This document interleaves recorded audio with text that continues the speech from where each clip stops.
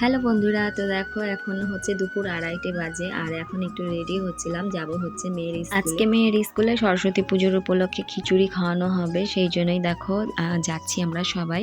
তো দিদি রেডি হচ্ছে আর এদিকে আমি তো রেডি হয়ে গেছি আর দেখো চলে এসেছি। তারপর এসে দেখি সবাই খিচুড়ি খাচ্ছিল আর এখন সিট ফাঁকা ছিল না, সেই জন্য দেখো আমরা মাঠের দিকে চলে আসলাম বাচ্চাগুলোকে নিয়ে। এখানে দেখো দুই দিদি ভাইয়ের সঙ্গে দেখা হয়ে গেছে, তো গল্প করলাম আমরা অনেকক্ষণ, বেশ ভালো লাগলো। আর দেখো হৃদন কারাই কোলে সেরকম যেতেই চায় না, কিন্তু ওই দিদি ভাই কোলে গিয়ে কিন্তু চুপচাপই ছিল, বেশ ভালো লাগলো। আর এদিকে সানবিসি যাওয়ারা তো খেলা করছে দেখো দৌড়ে দৌড়ে বাচ্চাগুলো, আর মাঠে সুন্দর রোদ আছে, বেশ ভালো লাগছিল। তারপর দেখো চলে আসলাম খিচুড়ি খেতে, এই যে আমাদেরকে খিচুড়ি দিয়েও দিয়েছে। খিচুড়ির সঙ্গে ছিল লাবড়া, মিষ্টি, চাটনি, পায়েস আর সবকিছুই খেতে কিন্তু বেশ ভালো হয়েছিল। তারপর দেখো খাওয়া দাওয়া করে তারপর সবাই চলে আসলাম বাড়ি। তো আজকের মিনি ব্লগটা তোমাদের কেমন লাগলো অবশ্যই কমেন্টসে জানিও, ভালো লাগলে লাইক করে পাশে থেকো বন্ধুরা। দেখা হবে নেক্সট ব্লগে।